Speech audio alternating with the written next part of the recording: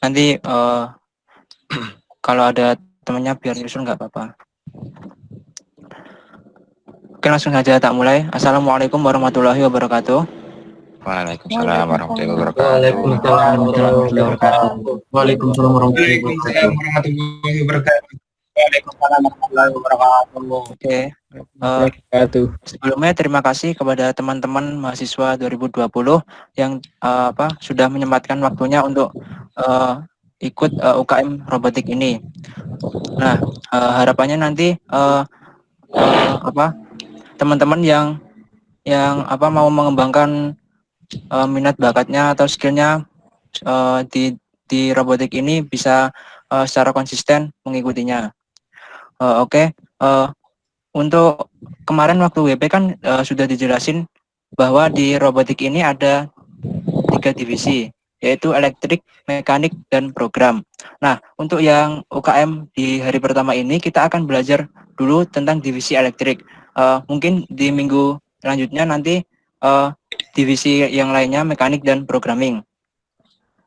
Nah, di divisi elektrik ini secara umum itu kayak membahas tentang hardware dari robot itu sendiri. Nah, mungkin bisa langsung saja dilanjut sama Mas Fatur yang akan menyampaikan materi pada divisi elektrik.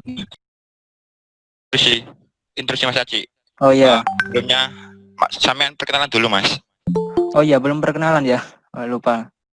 Oke, jadi namaku Ahmad Aji, bisa dipanggil Aji, dari kelas 2D4 Elektronika B, terus asal dari Blora, Jawa Tengah. Oke. Perkenalkan, nama saya Fatur Rizky dari 2D4 Elektronika B. Saya asal dari Gresik. Langsung saja ya. Di divisi elektrik. Di divisi elektrik kita lebih kita mengenal komponen dasar terlebih dahulu. Nah, di dalam komponen dasar itu ada beberapa macam komponen. Salah satunya yaitu resistor. Nah, resistor adalah disebut dengan hambatan atau komponen elektropasif yang berfungsi untuk menghambat dan mengatur arus listrik dalam suatu rangkaian elektronika. Satuan nilai resistor atau hambatan adalah ohm. Nilai resistor biasanya diwakili dengan kode angka ataupun gelang warna yang terdapat di badan resistor. Hambatan resistor sering disebut juga dengan resistansi atau resistance. Jenis-jenis resistor diantaranya adalah yang pertama, resistor yang nilainya tetap. Nah, itu resistor yang biasa-biasa gitu loh, yang nggak bisa diatur. Yang kedua, itu resistor yang nilainya dapat diatur. Resistor jenis ini sering disebut juga dengan variabel resistor atau potentiometer. Yang ketiga, itu resistor yang nilainya dapat berubah sesuai dengan intensitas cahaya. Resistor jenis ini disebut dengan LDR atau light dependent resistor. Yang keempat, resistor yang nilainya dapat berubah sesuai dengan perubahan suhu. Resistor jenis ini disebut dengan PTC, positive temperature coefficient, dan NTC. Nah, ini ada beberapa resistor. Nah, untuk resistor ini tuh resistor yang nilainya tetap. Nah, ini yang warna hitam ini itu resistor SMD, yang mana itu kalau pada PCB itu nggak pakai dibolongin atau dilubangin pada PCB-nya. Jadi langsung nempel aja pada PCB-nya. Nah, untuk yang ini yang ada kakinya itu termasuk jenis DIP. Jadi untuk mau menempelkan ke PCB itu harus dilubangin terlebih dahulu. Nah, tersebut yang di bawah ada variabel resistor. Nah, untuk ini namanya trimpot yang 3 ini. Terus ini namanya potentiometer. Terus ini LDR. Yang mana LDR ini ketika diberi cahaya itu hambatan yang ada di sini itu akan berubah gitu. Jadi ketika diberi cahaya berlebih itu hambatannya itu akan kecil. Ketika di ruang gelap otomatis hambatan akan resistansinya akan besar. Sedangkan pada termistor ini kalau terkena suhu tinggi atau suhu sedikit tinggi, itu hambatannya itu akan naik. Selanjutnya, nah ada kapasitor. Kapasitor atau disebut juga dengan kondensator adalah komponen elektropasif yang dapat menyimpan energi atau muatan listrik dalam sementara waktu. Fungsi-fungsi kapasitor atau kondensator diantaranya adalah dapat memilih gelombang radio pada rangkaian tuner sebagai perata arus pada rectifier dan juga disebut filter dalam rangkaian power supply atau cadu daya. Satuan nilai untuk kapasitor atau kondensator adalah farad. Jenis-jenis kapasitor diantaranya adalah yang pertama, kapasitor yang nilainya tetap dan tidak berpolaritas. Jika didasarkan pada bahan pembuatannya, maka kapasitor yang nilainya tetap terdiri dari kapasitor kertas, mika, polister, dan kapasitor keramik. Yang kedua, kapasitor yang nilainya tetap tetapi memiliki polaritas positif dan negatif atau bisa disebut dengan bipolar. Kapasitor tersebut adalah kapasitor elektrolit atau elko dan kapasitor tantalum. Nah, ada lagi yang terakhir, kapasitor yang nilainya dapat diatur. Kapasitor jenis ini sering disebut dengan variabel kapasitor. Ini sekitar tambahan ya. Untuk kapasitor yang ada polaritasnya, ada positif sama negatif, itu ketika dipasang di rangkaian, itu jangan dibalik ya polaritasnya. Soalnya kalau semisal polaritasnya dibalik, itu kemungkinan akan terjadi bisa-bisa kapasitor pada kapasitor yang kamu rangkai itu akan meledak bisa-bisa.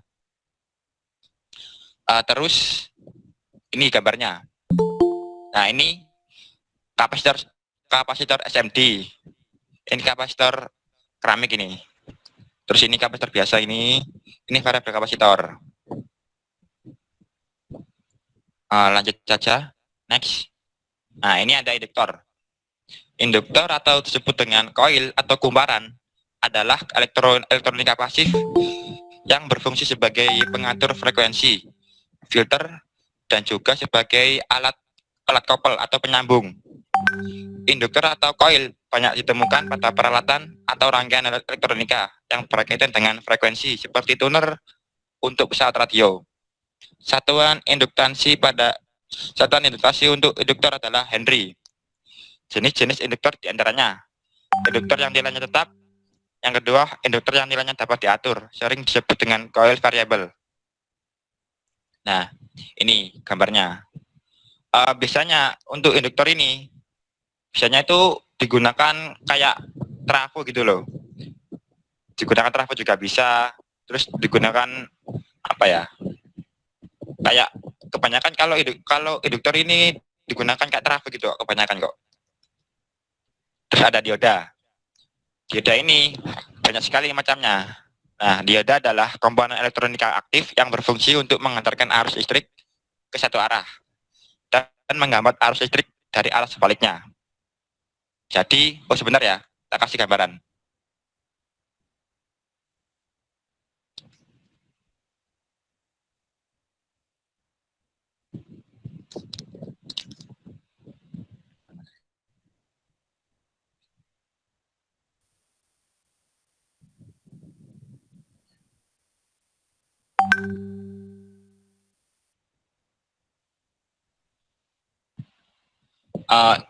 Dioda itu simbolnya itu kayak gini.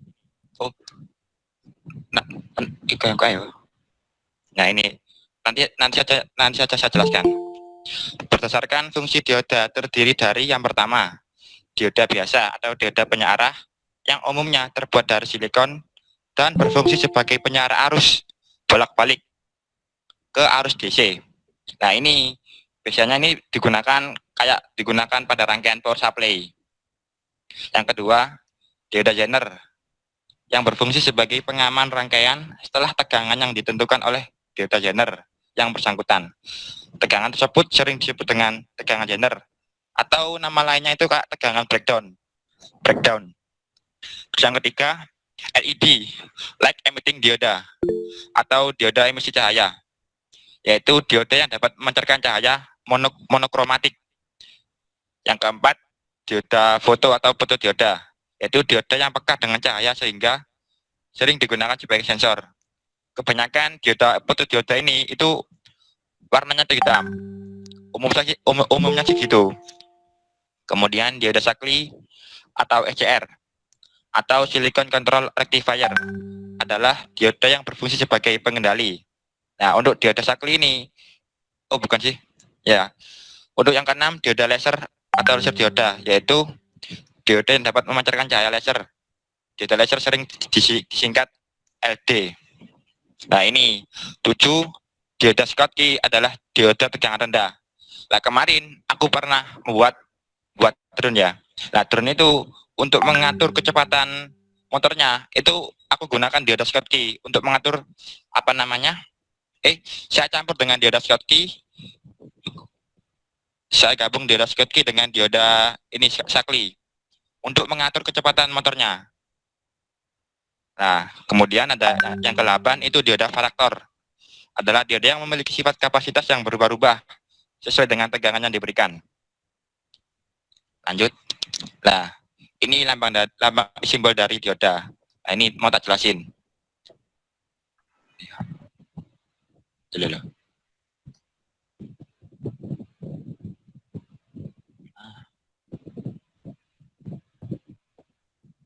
Nah, ini kan lambang dioda kan.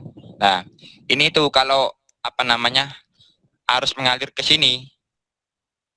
Nah, itu dioda ini akan membolehkan arus mengalir dari anoda ke katoda. Tapi jika rangkaiannya itu dibalik, kasih misal gini, ini ada tegangan ya, tegangan. Terus saya kasih diodanya itu kebalik. Gini. Nah, ini tuh maka oh ini tak kasih beban aja. Tak kasih beban. Loh.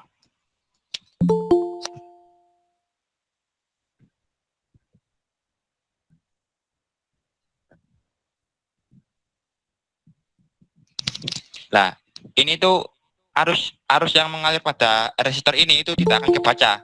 Soalnya arus yang melewati ini itu tidak bisa. Maksudnya itu diblokir gitu. Otomatis hambatan di sini itu enggak ada tegangannya sama sekali, dan juga enggak ada arusnya. Tuh. Terus ini ada dioda Zener yang lambangnya gini. Nah, dioda Zener ini itu berbeda dengan dioda yang umumnya. Jika dibalik itu ada arus yang lewat. Ada arus yang lewat, tapi dengan syarat khusus. Misal ada sebuah tegangan, tak kasih 5 volt. Tak kasih 5 volt, terus ini ada dioda Zenernya.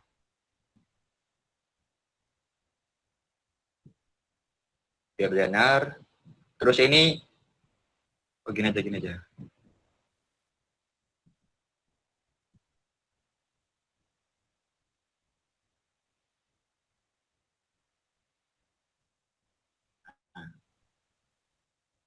Ini ada sebuah tegangan, hambatan atau beban R. Nah, tadi kan di dioda Zener kan ada namanya tegangan Zener kan. Nah, semisal tegangan Zener di sini itu tak kasih 3,1 volt.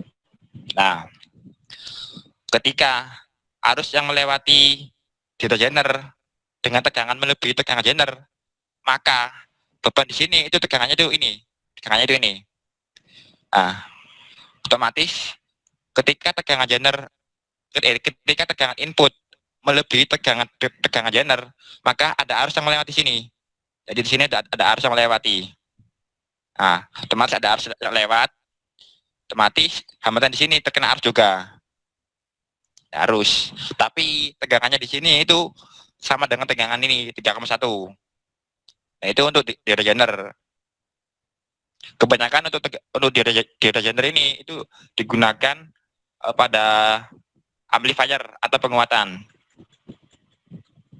Nanti kamu kelas 2 diajarin kok. Kemudian ada LED. Kemudian ada photodioda. Ada photodioda, terus SCR, terus ada dioda laser. Nah ini fotodioda ini tuh bukan ya, infrared ya. Oh enggak sih? Oh enggak enggak jadi. Terus ada komponen lagi yaitu transistor. Transistor ini merupakan komponen elektronika aktif yang memiliki banyak fungsi dan merupakan komponen yang memegang peranan yang sangat penting dalam dunia elektronik modern ini. Beberapa fungsi transistor diantaranya adalah sebagai penguat arus, sebagai switch atau pemutus dan penghubung. Jadi Kak bisa saklar atau saklar on off. Stabilisasi tegangan, modulasi sinyal, penyearah, dan lain sebagainya. Transistor terdiri dari 3 terminal atau kaki, yaitu basis, emitter, dan kolektor. Berdasarkan strukturnya, transistor terdiri dari 2 tipe struktur, yaitu PNP, positif negatif positif, dan NPN, negatif positif negatif. UJT atau Unit Junction Transistor, FET atau Field Effect Transistor, dan MOSFET, Metal Oxide Semiconductor, yang juga merupakan keluarga dari transistor. Nah, ini transistornya.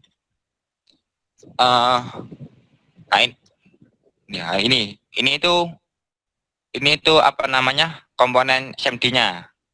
Terus yang 3 ini itu komponen DIP.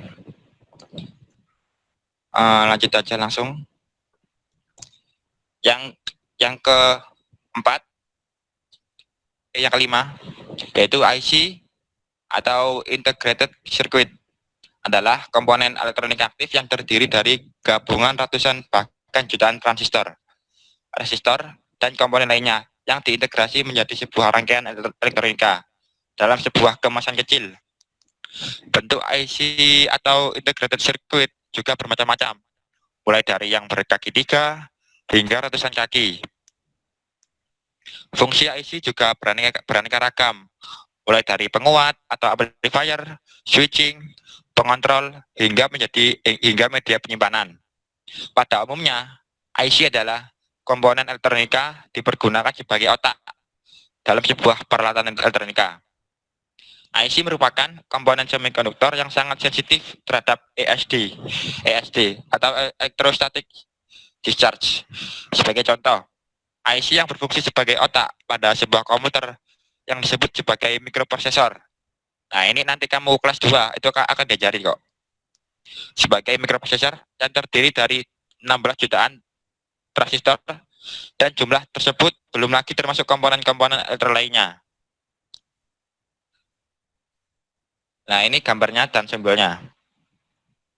Nah, ini Zilog ini. Ini termasuk mikroprosesor. Nah, nanti kamu kelas 2 itu kamu akan diajari ini tentang ini, IC ini. Nah, ini IC untuk penguatan. Next, saklar. Saklar adalah komponen yang digunakan untuk menghubungkan dan memutuskan aliran listrik dalam rangkaian elektronika.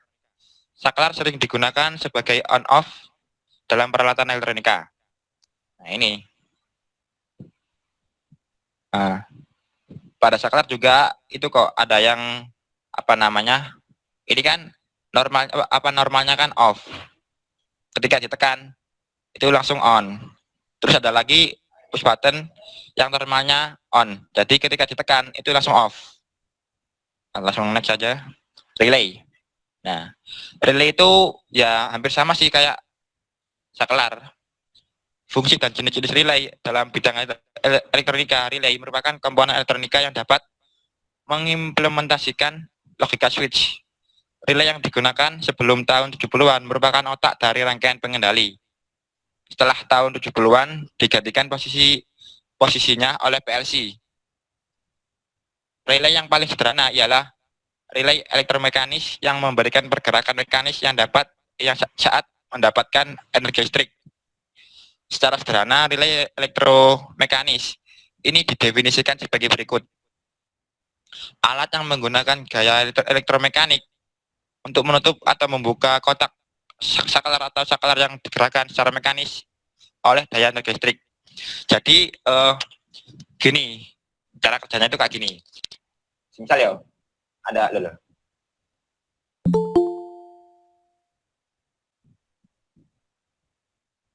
Nah, ini. Sebentar.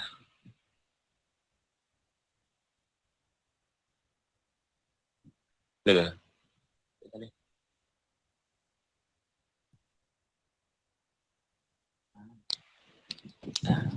Misal ya, ada tegangan ya, ada tegangan, tak kasih tegangan.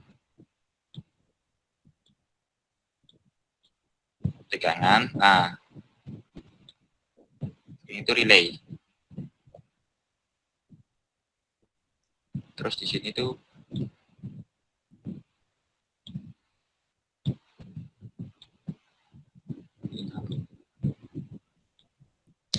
pada relay ini itu ada dua kondisi. Yang pertama, untuk kondisi ini tak kasih angka aja, 1, 2. Untuk yang di nomor 1 itu kondisi normally close. Normally close. Untuk yang nomor 2 itu namanya normally open.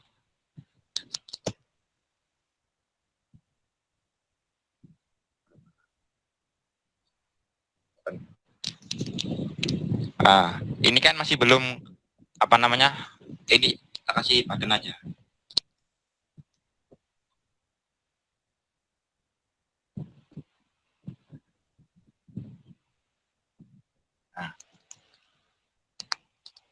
Ketika saklar ini tak on kan, otomatis lilitan ini akan terinduksi kan. Nah, ketika ada sebuah lilitan terinduksi, ada sebuah medan magnet kan.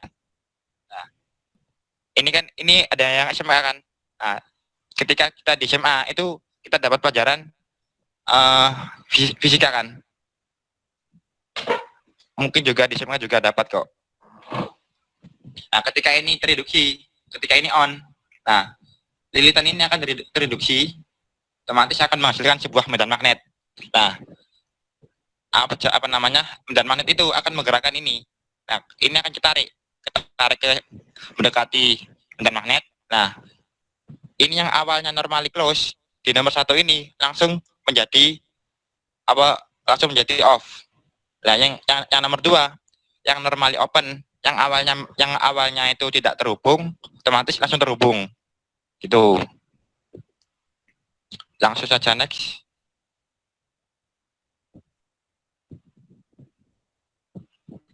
Nah, selanjutnya akan dijelaskan oleh Mas Aji. Monggo Mas Aji. Oke, terima kasih Mas Fatur tadi sudah menyampaikan ya komponen-komponen dasar. Kemudian kita lanjut dulu ya. Kita akan belajar tentang sensor. Nah, kalau menurutku sensor itu sesuatu yang bisa untuk mendeteksi perubahan yang ada di sekitar lingkungan kita, seperti perubahan fisik yaitu kelembapan, suhu, terus tekanan dan lain sebagainya. Nah, mungkin bisa diilustrasikan sebagai berikut. Sensor itu seperti panca indera yang ada pada manusia. Nah, kalau manusia kan punya mata, telinga, hidung dan panca indera lainnya. Nah, panca indera ini bisa berfungsi sebagai sensor ya, yang dapat diterapkan ketika kita contohnya mau membuat robot gitu. Nah, mata ini kan fungsinya untuk melihat ya, melihat suatu objek yang ada di sekitar kita. Nah, mungkin nanti kita bisa mengklasifikasikan bahwa objek yang kita lihat itu berbentuk bulat atau berbentuk kotak. Nah, itu kan fungsi dari mata. Kemudian dari telinga bisa untuk mendengar perintah yang ada di sekitar lingkungan kita. Nah, kemudian dari penglihatan itu dan pendengaran itu bisa diteruskan atau dikirimkan ke otak kita. Kemudian otak akan menyuruh anggota badan kita untuk melakukan aksi sesuai dengan perintah yang ada di lingkungan sekitar tersebut. Nah, begitu juga dengan sensor. Sensor itu ketika misalnya ada sensor cahaya gitu. Nah, ketika ada cahaya di sekitar, maka sensor itu akan bisa berfungsi gitu. Kan ada perubahan dari mungkin cahaya terang terus redup gitu. Nah, ini macam-macam sensor. Yang pertama sensor cahaya. Sensor cahaya adalah sensor analog yang digunakan untuk mendeteksi jumlah cahaya yang mengenai sensor tersebut. Nah, tadi sensor cahaya ini biasanya sebenarnya ada banyak contoh dari sensor cahaya, namun yang yang familiar itu biasanya ada LDR ini. LDR ini bisa digunakan untuk mengukur intensitas cahaya di suatu tempat. Misalnya contoh pengaplikasiannya kita bisa membuat lampu otomatis. Nah, lampu otomatis ini kan ketika kita memasangkan sensor cahaya ini atau LDR ini pada lampu otomatis ini kan dia akan mendeteksi bahwa ketika ada cahayanya itu terang, maka hambatan listrik akan semakin besar juga. Nah, ketika hambatan semakin besar kan tadi tegangan dari yang dikirimkan akan terhambat kan. Nah, itu berarti kan tidak bisa untuk menyalakan lampu. Nah, ketika keadaannya gelap, maka hambatannya akan semakin kecil. Nah, itu kan tegangan yang dikirimkan akan mudah untuk lewat dan bisa untuk memerintahkan lampu itu nyala gitu. Kemudian lanjut ke kedua, sensor gerak. Sensor gerak atau PIR ini mempunyai dua bagian utama. Bagian yang pertama pemancar infrared, kemudian bagian yang lainnya itu ada penerima. Bila alat sensor ini yang melewatinya bagian pemancar akan mengirim tanda atau sinyal ke bagian penerima. Selanjutnya, penerima akan memberi perintah pada alat lainnya, misalnya membuka pintu atau mengeluarkan suara, tergantung dari sistem aplikasi yang diterapkan. Nah, sensor gerak ini intinya itu pemancar infrared akan mendeteksi keadaan di sekitarnya. Ketika ada objek yang melewatinya, maka infrared akan terdeteksi oleh infrared ini. Kemudian sinyal itu akan dikirimkan ke bagian penerima ini. Kemudian akan memerintahkan aksi yang akan dilakukan oleh sesuatu, misalnya outputnya kita untuk membuka pintu ya. Nah, ketika ada objek lewat kemudian dideteksi oleh infrared, maka pintu terbuka. Nah, itu bisa digunakan untuk itu. Terus lanjut. Kemudian sensor ultrasonik. Sensor ultrasonik ini adalah jenis sensor non-kontak yang dapat digunakan untuk mengukur jarak serta kecepatan suatu benda. Sensor ultrasonik bekerja berdasarkan sifat gelombang suara dengan frekuensi lebih besar daripada rentang suara manusia. Nah, sensor ultrasonik ini memanfaatkan gelombang suara untuk mengukur jarak. Untuk jenis objek yang dapat diindera diantaranya itu ada objek padat, cair, butiran maupun tekstil. Banyak produk yang pada pemrosesannya menggunakan sensor ultrasonik. Misalnya itu pada pada kontes robot cerdas Indonesia itu banyak robot-robot yang menggunakan sensor ultrasonik. Kemudian ya itu. Lanjut. Kemudian yang keempat itu ada sensor cahaya. Sensor cahaya ini atau velocity sensor adalah suatu sensor yang dipakai untuk mendeteksi kecepatan gerak benda guna selanjutnya diolah ke dalam format sinyal elektrik. Untuk prinsip kerjanya ini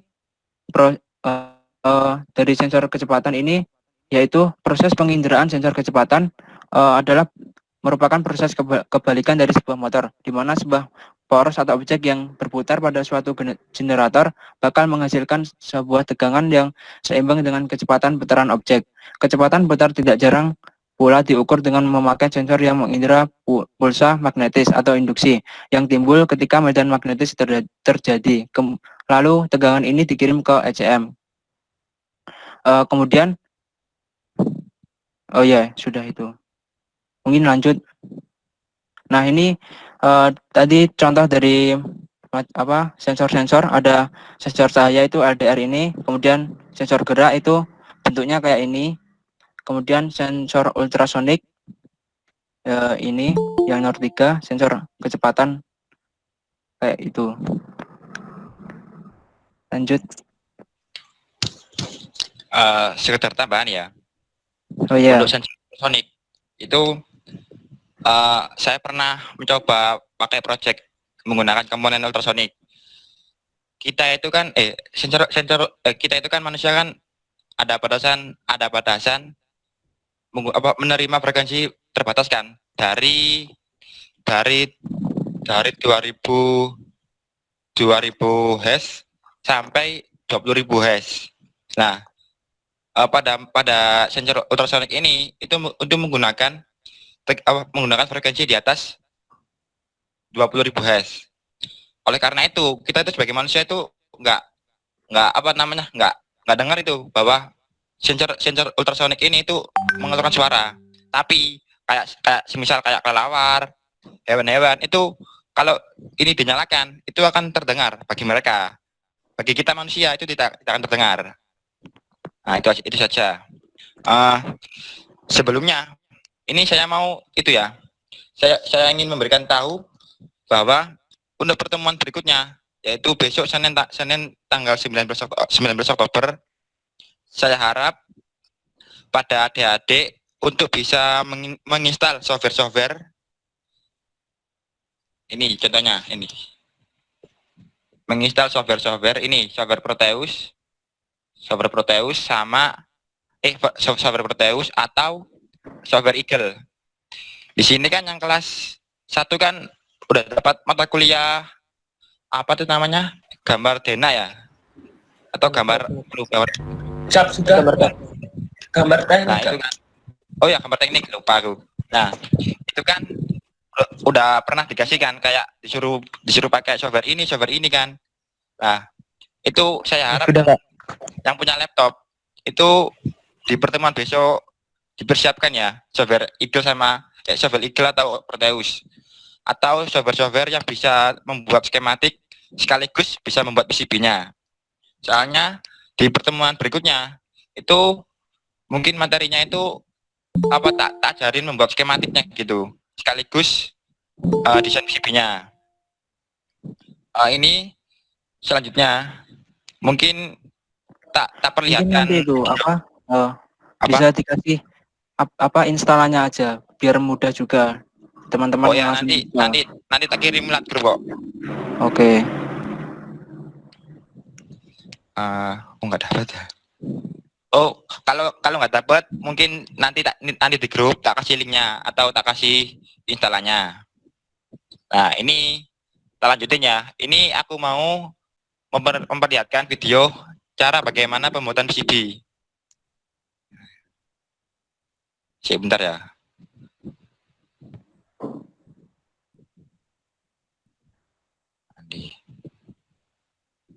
Cek.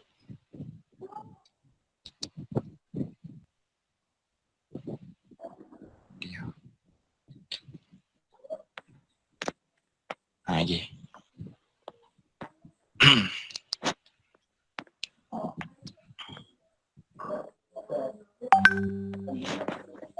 Apa terlihat dengan jelas?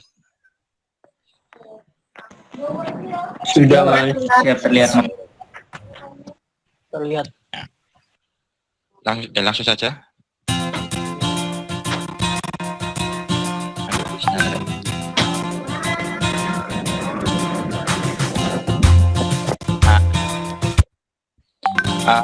Sebelumnya ini tuh kan udah ada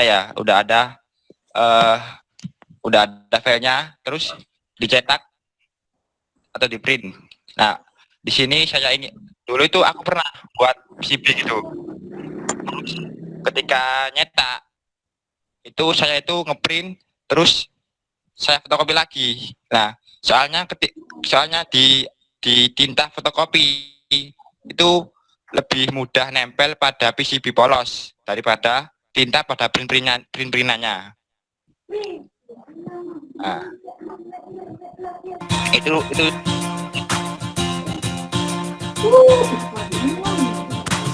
nah, ini pertama-tama ini kemudian dipotong-potong.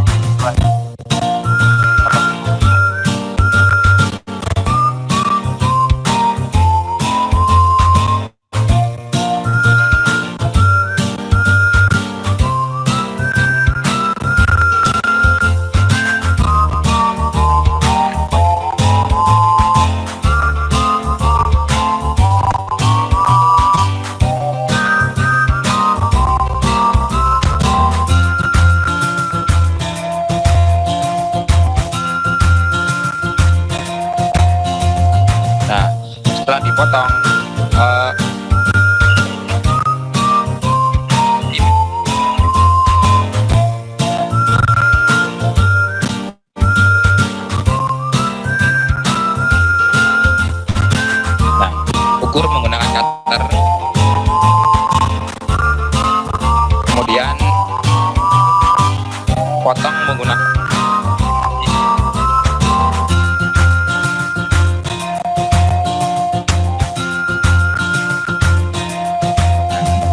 ketika menggunakan gergaji besi ini diharapkan hati-hati ya.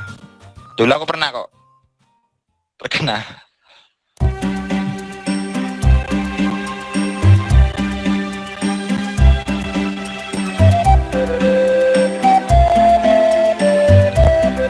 Ini kan masih ada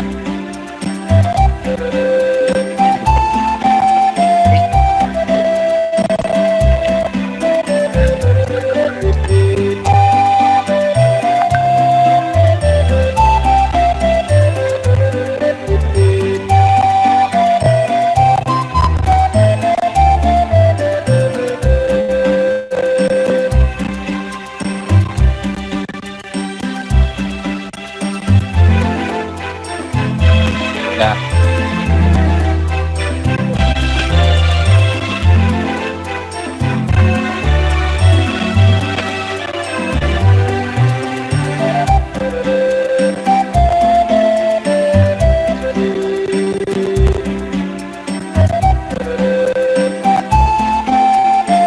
Nah, kemudian keringkan.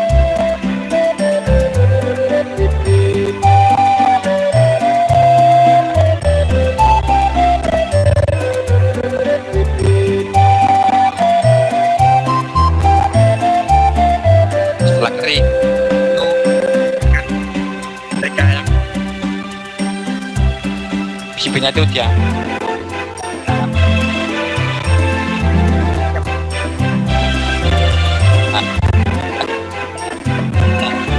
itu tempelkan kertas PCB tadi. Nah, kita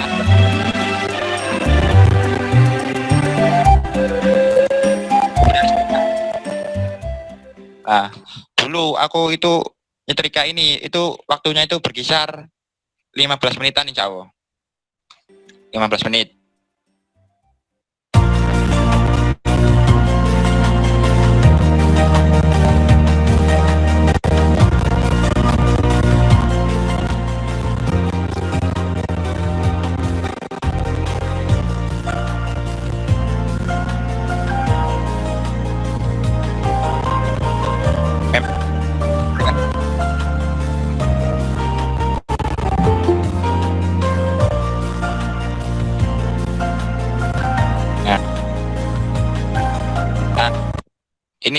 Ini saran dariku ya. Ketika sudah disetrika, itu kalau bisa siapkan air hangat ya, air hangat, bukan air panas, air hangat aja, agar nantinya ketika PCB tadi sudah disetrika, itu tinta yang pada di kertas bisa nempel pada PCB, bisa menempel lebih optimal gitu. Nah, sampai 10 menit.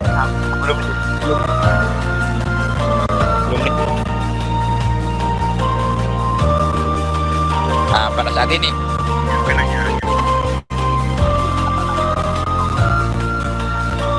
10 menit kertas perlahan ini hasilnya.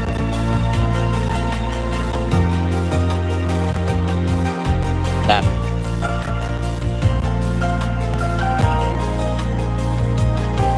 nah, untuk tapi tak gosokin sampai ke sana, tapi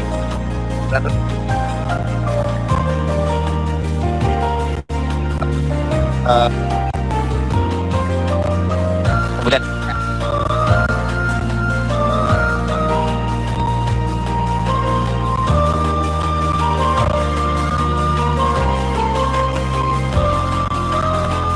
nah ini kan tadi kan ketika pengambilan kertas dari PCB itu kan ada jalur-jalur yang terangkat gitu kan. Nah, ketika kertas terangkat otomatis ada juga jalur-jalur yang terangkat juga. Nah, itu caranya itu untuk mengatasinya dengan cara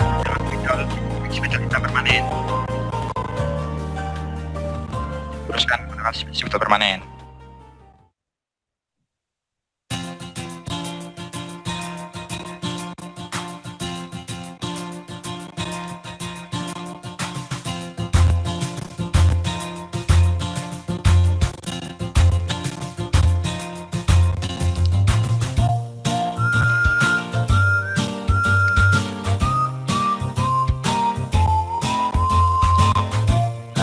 Ini tadi sudah ada perbaikan dan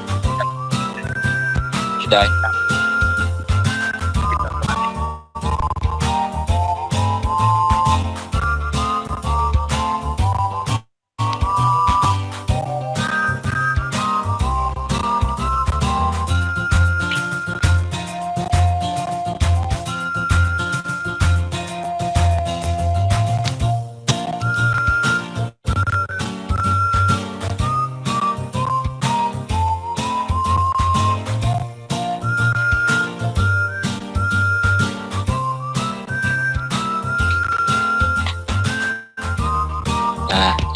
nah ya untuk ini kan masih ada apa namanya keras-keras sisa kan. Nah ini saran dariku ya, sebentar tak kasih ini aja. Nah ini tuh kedan yuk. Nah ini yang jangan ditujukan oleh jarum ini jarum. Ya Allah, loh. Aku matu. Nah ini loh, jalur ini loh, jalur tembaga ini yang di tengah-tengah jalur hitam itu kan masih ada kertasnya kan. Nah ini saran dariku, kertasnya itu dihilangkan gitu loh, agar ketika nanti agar nanti ketika diberi cairan periklorid tembaganya itu nggak ikut agar nanti tembaganya itu bisa terlarut gitu loh. Soalnya ketika masih ada sisa-sisa kertas, otomatis tembaga di sini itu nggak akan terlarut. Nanti bisa-bisa rangkaian ini akan short, jadi akan mengganggu rangkaian ini. Jadi saranku untuk yang kecil-kecil ini itu dibersihkan menggunakan jarum.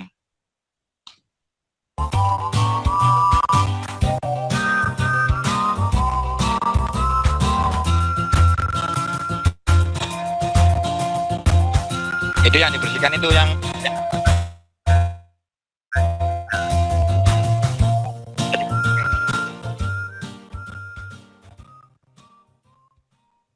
nah kemudian setelah siap, ketika sudah tidak ada sisa-sisa kertasnya, langsung siapkan wadah, kemudian kasih air.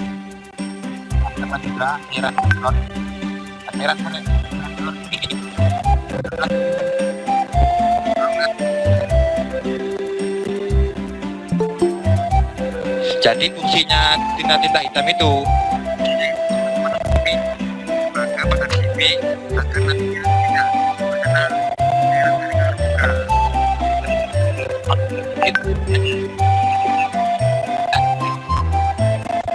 jadi CB yang nggak terkena tinta itu akan terlarut tembaganya.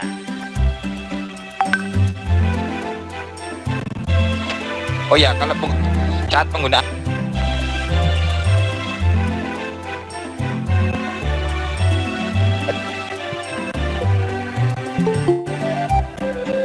itu juga bahaya karena rata.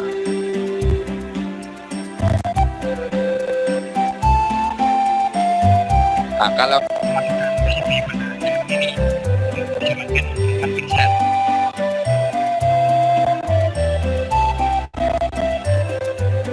nah, oh ya jangan lupa ketika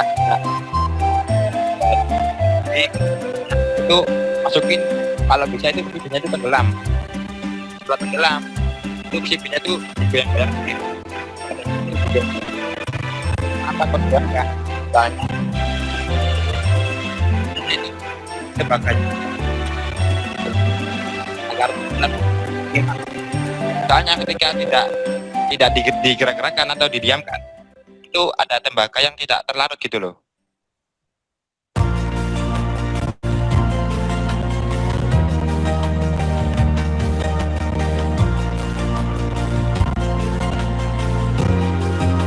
dulu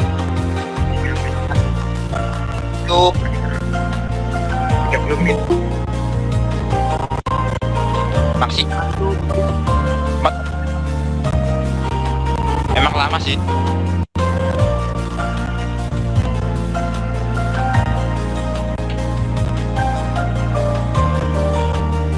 Nah, ini lihat kan, kecuali pada tinggal di tahun ini.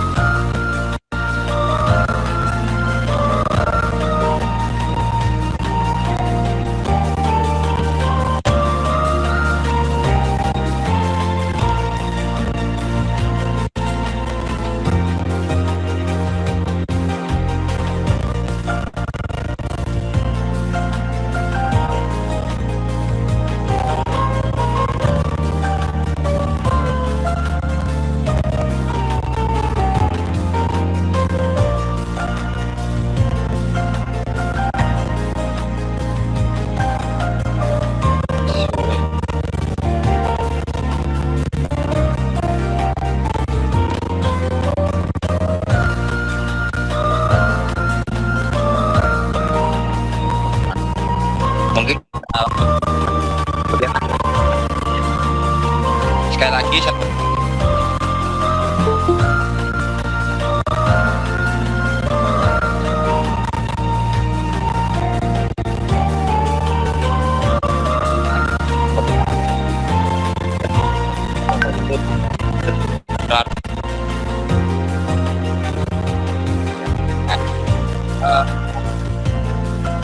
sudah setelah di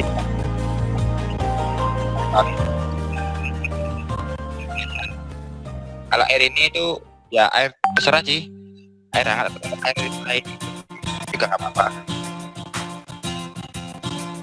soalnya fungsinya ini tuh menghilangkan cairan perklorid yang masih tersisa pada PCB-nya.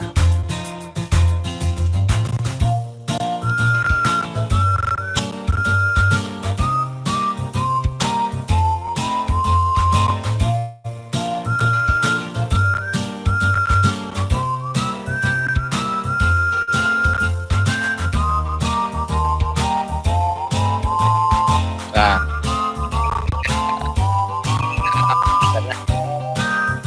nah itu ya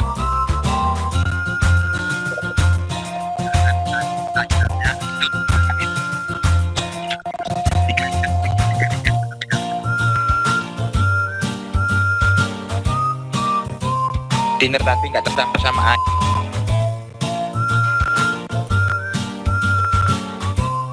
Nah, siap kan? Itu pertama.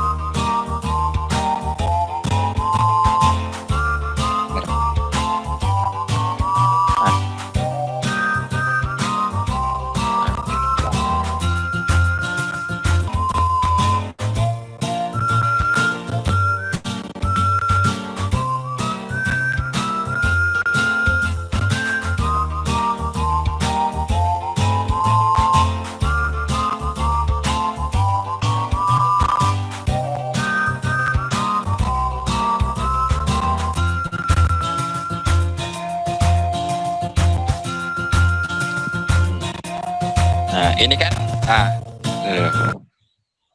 pada salah connect.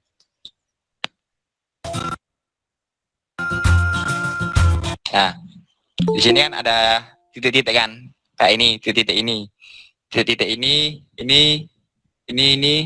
itu kan ada titik-titik. Nah, nantinya di tahap selanjutnya itu akan dilubangi menggunakan bor. Bornya itu, mata bornya itu diameternya 10 mm.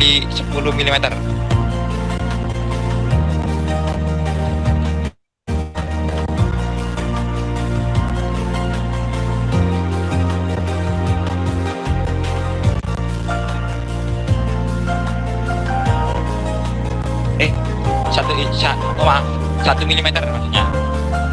Diameternya itu 1 mm.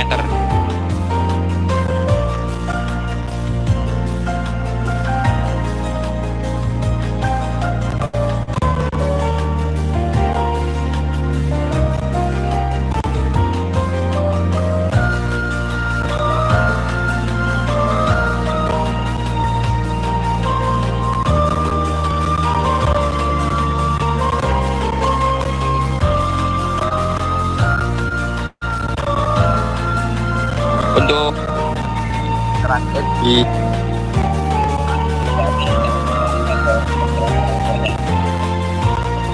agar nggak bisa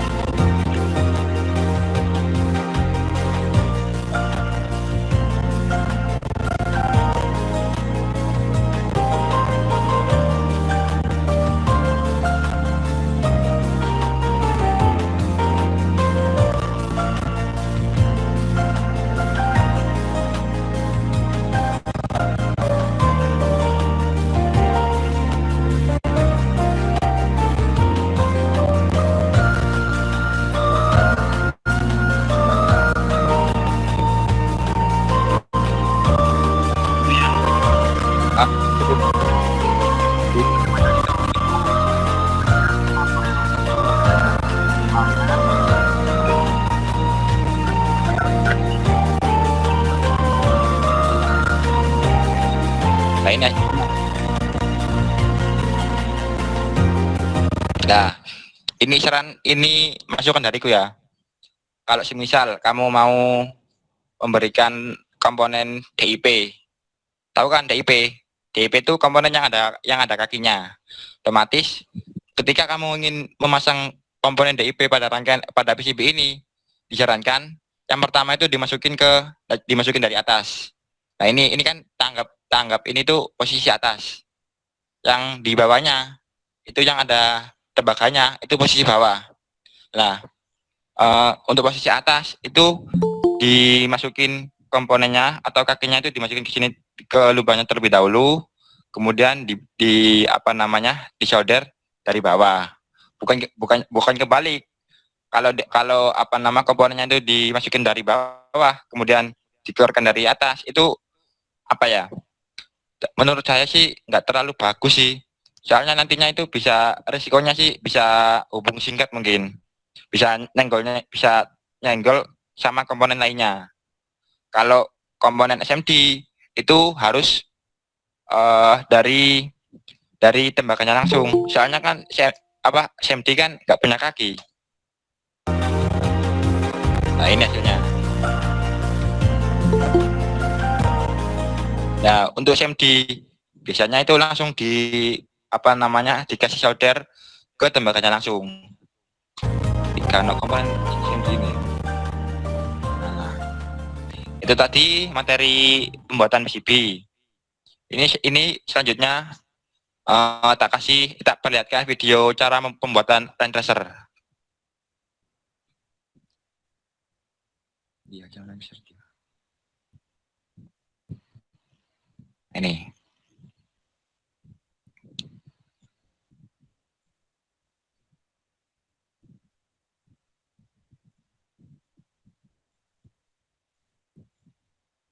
Ini cara pembuatan robot line tracer.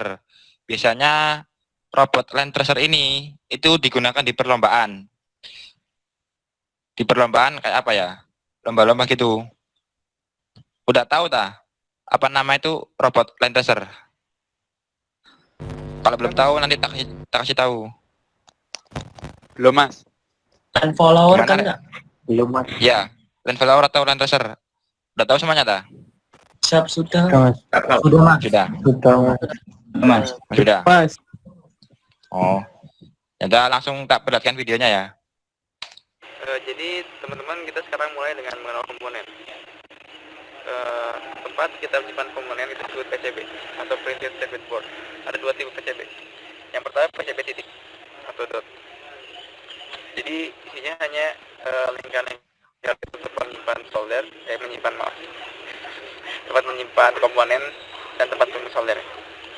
Komponen diletakkan di sisi sebelah sini, sedangkan bagian yang solder itu yang ada logam. Nah, kemudian yang kedua adalah PCB yang telah memiliki jalur sendiri seperti ini. PCB seperti ini didesain dengan software khusus, kemudian dipesan di toko-toko elektronik terdekat. Oke, sekarang kita mulai dengan komponennya. Yang paling sederhana itu resistor. Kemudian ini kabel, ini fotodiode dan LED inframerah, LED merah. Fungsi dari LED merah dan fotodiode sendiri sebagai sensor robot line follower. Oke, next. Di rangkaian ini kita bakal pakai Habris. Ini IC yang gerbang logik kanan. Kemudian IC 555, kakinya cuma 8. Kemudian yang berwarna kuning ini kapasitor.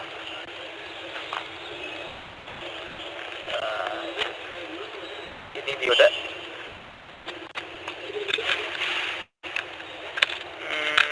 Ini import. Oke, karena IC itu terlalu sensitif untuk disolder langsung. Jadi IC itu rawan rusak karena panas. Biar aman kita pakai soket. Ini sebagai dudukan IC. Jadi kayak gini. Ya. Ini sebagai dudukan IC.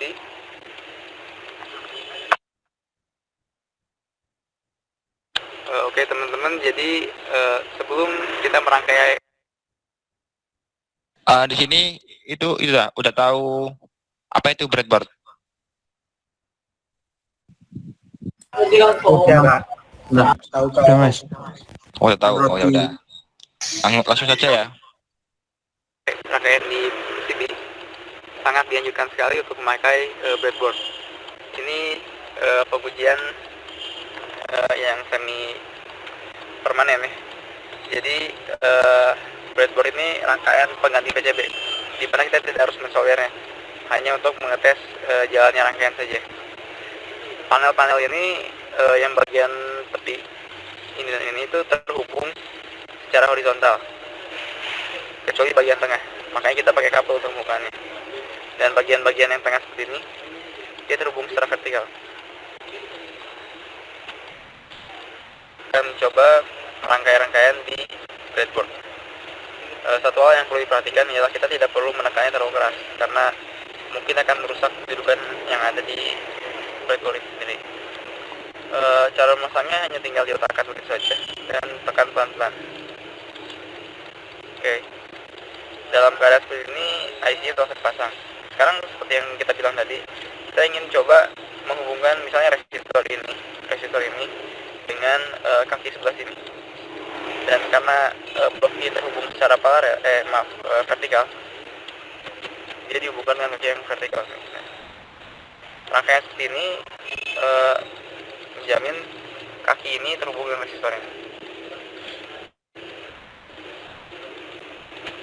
Dan tambahan lagi, biasanya rangkaian diletakkan di dua blok ini saja. Blok-blok ujung sini biasanya dipakai untuk power supply. Misal kita pakai kabel sini untuk menghubungkan dengan kaki nomor ini. Ya, seperti ini misalnya. Power supply biasanya dihubungkan ke blok-blok sebelah sini, dan ground juga diletakkan di atasnya. Dan penting untuk dibiasakan menggunakan kabel yang berbeda untuk ground dan kabel lain.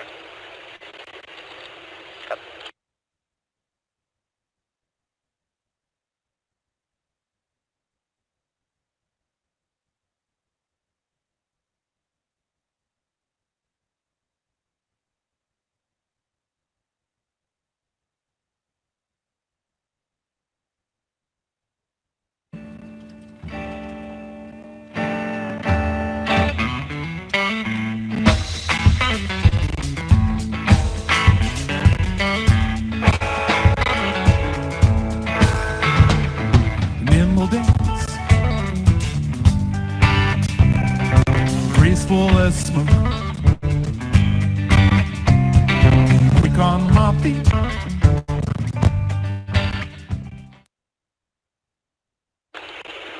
Setelah pengujian di breadboard berhasil, sekarang kita mulai implementasi pada PCB. Sebenarnya untuk rangkaian line follower ini begitu cukup banyak komponennya, sehingga akan lebih baik ketika kita memasangnya dengan dua lapisan layer di PCB sendiri. Tapi karena suatu hal kita hanya membuat satu layer saja yang akan dibuat bertingkat. Oke, kita langsung implementasi saja penyolderannya. Bagian ini itu fungsinya untuk ditempeli komponen. Biasanya untuk resistor kita kasih jarak 1 cm untuk resistor yang akan kita pasang secara melintang.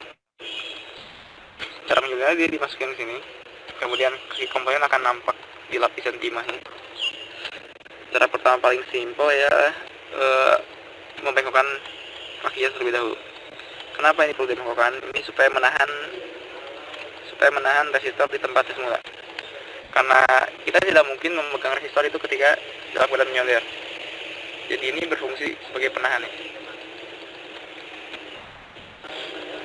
Oke, kita akan mulai mensoldernya.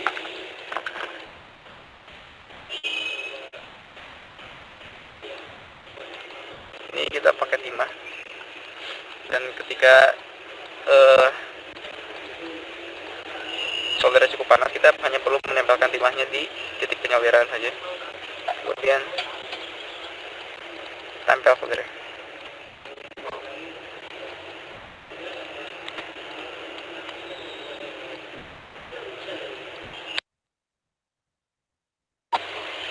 Jadi teman-teman, ketika semua komponen telah tersolder dengan baik, hasilnya akan seperti ini. Semua komponen telah menempel pada jalurnya. Dan karena kita membuatnya satu layer, maka kita harus menampilkan 2 tumpukan PCB layer di sini. Di sini terlihat cukup kompleks ya. Ketika kita harus menghubungkan satu lapis PCB dengan lapisan yang lain, kita perlu semacam kawat-kawat tambahan untuk menghubungkan 2 jalur ini. Maka sekali lagi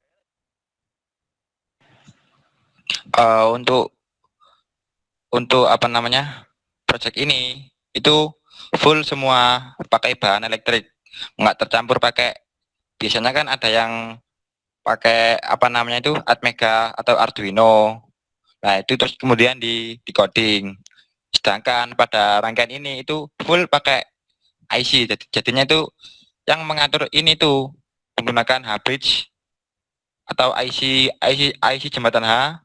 Kemudian ada lagi inverter atau IC inverter yang digunakan untuk apa membalikkan sebuah logika. Nah itu apa namanya, intinya itu komponen utamanya. Nah, jadi di sini itu full tanpa sebuah coding atau Arduino. Nah kalau menggunakan Arduino kan harus diprogram, dikasih kode, kemudian upload. Sedangkan di sini itu kamu cuma cukup pasang komponennya, terus gini, terus jadi, nggak pakai coding. lagi saya akan sarankan teman-teman untuk membuat PCB yang 2 layer saja. Karena dengan 2 layer otomatis hanya ada 1 lapisan PCB dengan 2 jalur di masing-masing lapisannya.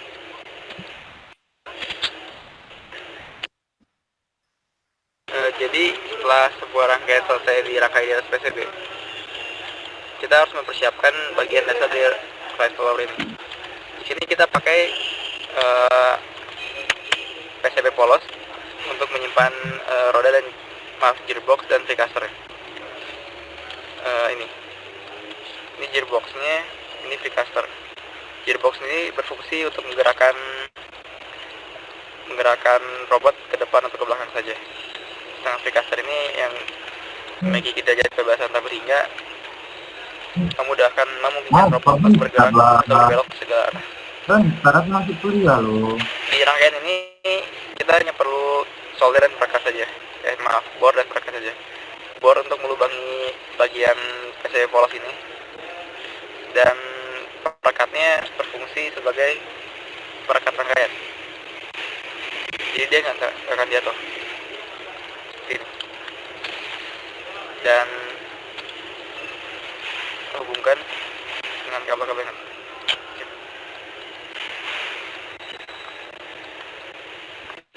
rangkaian ini juga dihubungkan dengan port-port yang sesuai. Ini rangkaian sensornya. Jadi bagian ini yang akan nanti diletakkan bawah sebagai yang akan menentukan arah gerak robot ini. Ketika semuanya telah selesai dihubungkan, kita masuk tahap pengetesan.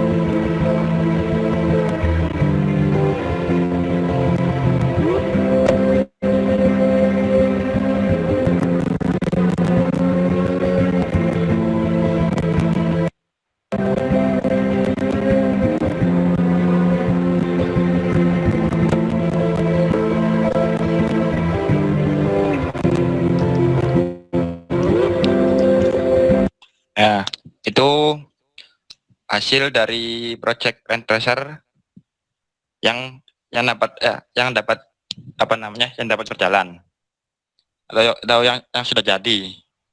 Nah, sudah. Ini saya mau mengingatkan kembali untuk mempersiapkan software tadi kan yang sudah saya bilang. Eagle atau Proteus atau software yang dapat membuat skematik atau dan mendesain PCB gitu. Sudah, mungkin dari saya dapat dicukupkan. Apabila dari saya ada salah kata, saya minta maaf sebesar-besarnya. Selanjutnya saya teruskan kepada Mas Aji. Oke, terima kasih Mas Fatur tadi sudah menyampaikan banyak ya, mulai dari komponen dasar, kemudian sensor, kemudian sudah menyampaikan video. Nah, mungkin dari teman-teman masih ada yang bingung atau masih kurang paham nih di komponen dasar mungkin, atau di video yang tadi masih ada yang perlu ditanyakan, monggo, nggak apa-apa, mungkin mumpung masih ada waktu.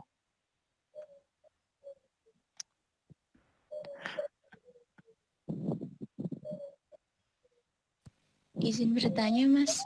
Oh ya, silahkan. Ya, Saya Veronica dari MKB 2020. Oke. Untuk pencelupan tinta tadi waktunya berapa enggak, Mas? Tadi kurang jelas. Terima kasih. pencelupan tinta tadi ya. Ya, Nggih. pencelupan. Oh, itu bukan tinta itu vericlorid itu.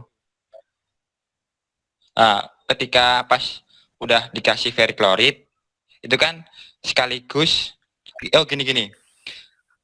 Siapkan wadah, kemudian ada air, kemudian dikasih bubuk vericlorid kan. Nah, kemudian itu vericlorid itu kan otomatis nyampur sama airnya kan, sehingga menjadi cairan. Nah, PCB yang sudah ada tintanya, itu dimasukkan ke wadah itu. Nah, jangan lupa untuk ketika mau memasukkan PCB menggunakan pinset. Nah, setelah itu kalau bisa tenggelamkan PCB-nya. Setelah itu wadah itu digoyang-goyangkan ya. Kalau bisa digoyang-goyangkan selama 30 menit. Maksimal itu 40 menit kok. Aku dulu itu maksimal 40 menit. Gimana Mbak Veronica? Apa ada feedback? Nggih, Mas. Ampun jelas. Nggih, terima kasih. Oke. Oh ya, monggo yang lain mau tanya. Kami Mas, jam 8 pun belum, bentar lagi masih kuliah loh.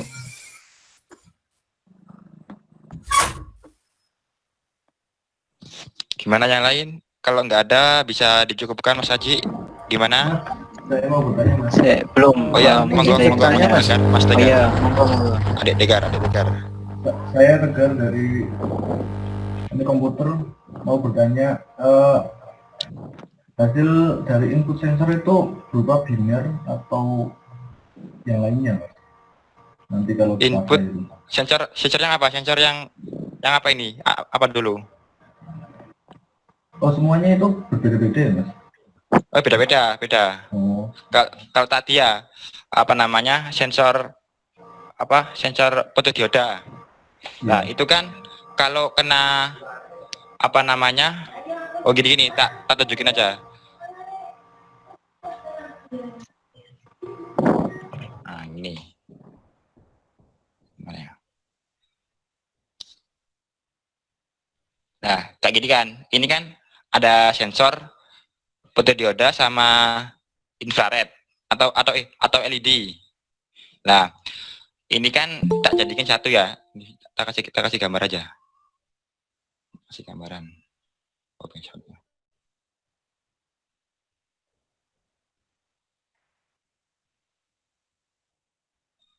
nah, untuk apa namanya komponen receiver atau fotodioda ini ya misal ya. Ini ada gini ya. Ini tuh ada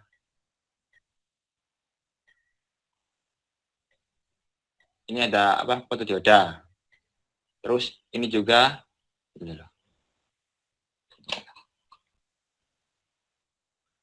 ada apa namanya LED. Nah, untuk jarak LED sama fotodioda itu disarankan maksimal 1 cm.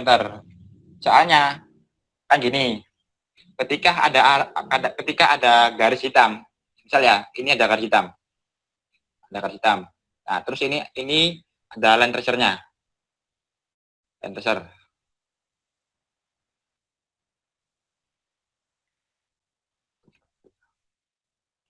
Nah, ini tuh roda, ini sama ini itu rodanya. Terus yang di depan ini sensor LED sama sensor infrared, sensor LED sama fotodioda. Ini kita kasih A. Kita kasih juga, ini juga ada lagi sensor LED sama sensor fotodioda. Kita kasih B. Nah, ketika ada sebuah perbelokan,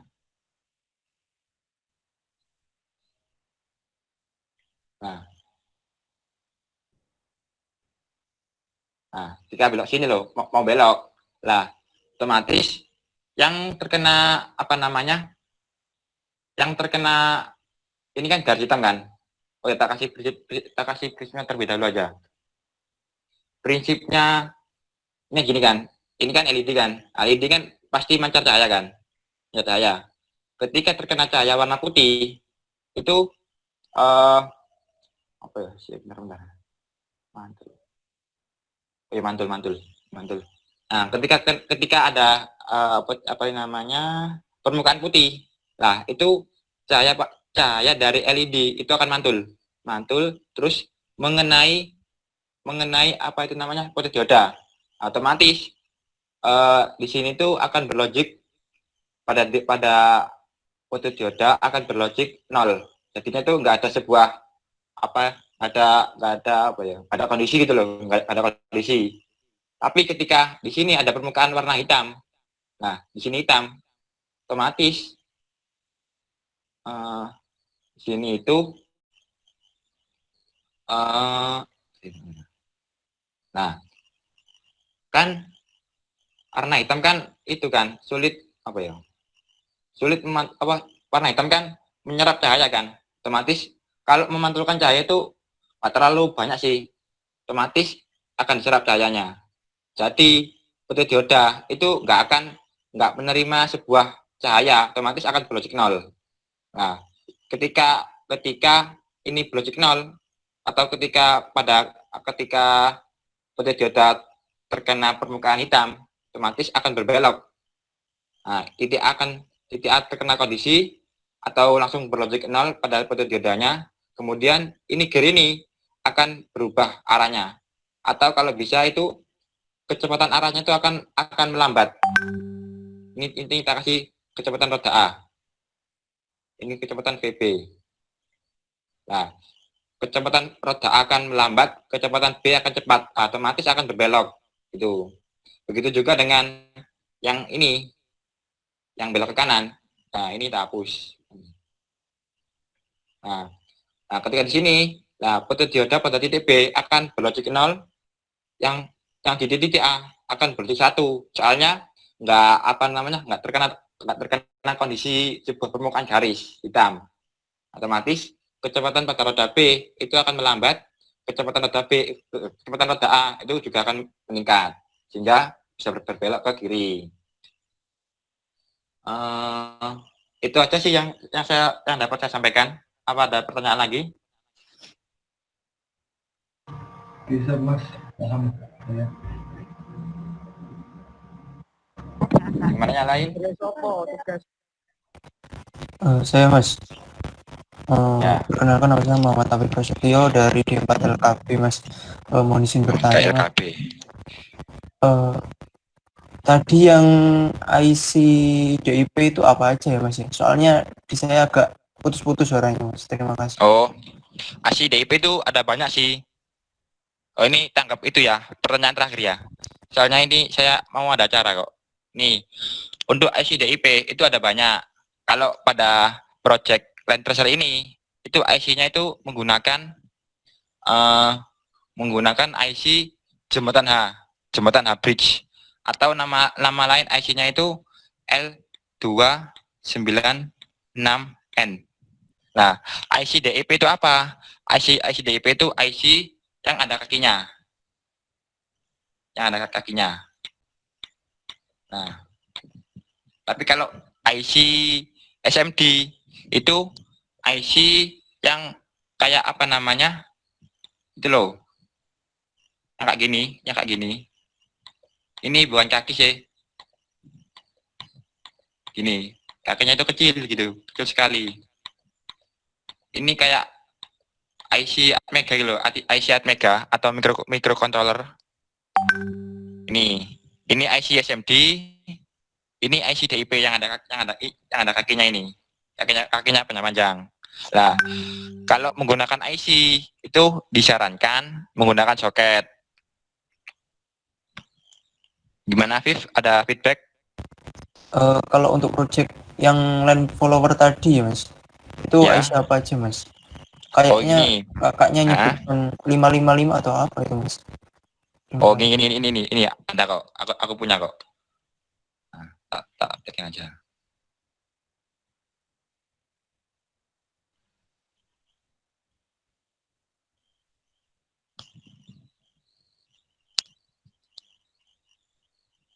Nah, ini.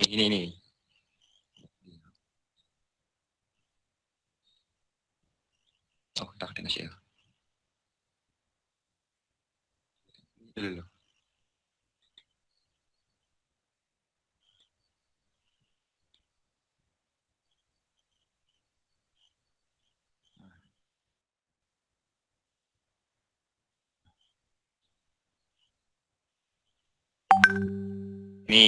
Ini juga IC. Ini IC komparator. Yang mana fungsinya untuk membanding. Nah, fungsinya ini untuk membanding. Tadi ini untuk titik A, ini titik B. Nah, ini dibandingkan. Ketika ini tak jelasin ya, sekilas prinsip kerjanya Land Tracer. Ketika titik A itu berlogik 1, apa ya? Pokoknya di sini. Ketika berlogik 1 itu tegangannya itu mungkin kecil ya. Mungkin apa namanya? Apa ya? Pokoknya di komparator ini itu akan membandingkan jika apa namanya di titik hasil dari fotodioda itu berlogik 0, nah otomatis misal ya ini di titik B berlogik 0, otomatis ini akan terhubung.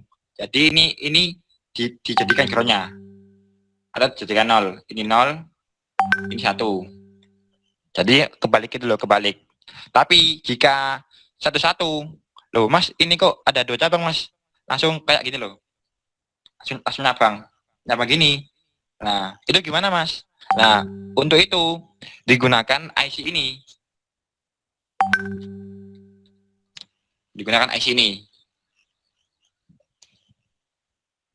Nah digunakan IC ini. Nah fungsi IC ini itu untuk apa namanya, mempertahankan logika sebelumnya. Nah misal jika sebelumnya itu berbelok ke kanan, otomatis jika ada 2 cabang itu akan berbelok ke kanan. Itu. Kemudian IC ini. Nah, IC ini itu apa itu namanya? Itu akan menggerakkan putaran motornya atau rodanya. Nah, seperti gini kan. Ini tuh namanya H-bridge atau jembatan H. Misal ya, ini ada motor DC. Ini tuh kayak logikanya. Ya. Nah, coba ini. Nah, ini ku line tracernya. Ini rodanya. Nah, ketika berlogik satu-satu, itu kan soalnya kan nggak ada kondisi atau ada garis berbelok-belok kan, otomatis satu. Gerakannya itu kan maju sini, atau putarannya itu kayak gini. Di gini. Dan lagi muternya. Jadi ini tuh positifnya, ini tuh groundnya. GND. Begitu juga sama dengan ini. Ini tuh juga tapi berkebalikan. Ini tuh di sini. Ini tuh V-nya, ini positifnya, ini groundnya. Nah, tapi jika ada ada sebuah kondisi atau ada garis permukaan hitam, otomatis perputaran pada motornya itu akan berubah. Jadi yang awalnya ini GND berubah jadi positif, yang ini positif jadi GND. Jadi kan motor DC kan bisa berputar-putar kan, bisa berputar bolak-balik kan, soalnya kan DC. Jadi yang awalnya ke sini langsung berubah ke sini. Nah ini itu diatur oleh IC H-bridge jembatan H. Kemudian nah ini di IC ini itu cuma sekedar apa ya? Ini kan IC 55 mungkin digunakan untuk timer gitu, timer waktu gitu. Nah, sudah ada yang sudah ya, itu tanggap pertanyaan terakhir ya. Apa ya? Acik itu. Ya udah, tak tutup ya. Udah, apabila ada salah kata, saya minta maaf sebesar-besarnya. Terima kasih sudah hadir, sudah mau hadir atau mau memperhatikan penjelasan dari saya. Wassalamualaikum warahmatullahi wabarakatuh. Waalaikumsalam warahmatullahi wabarakatuh.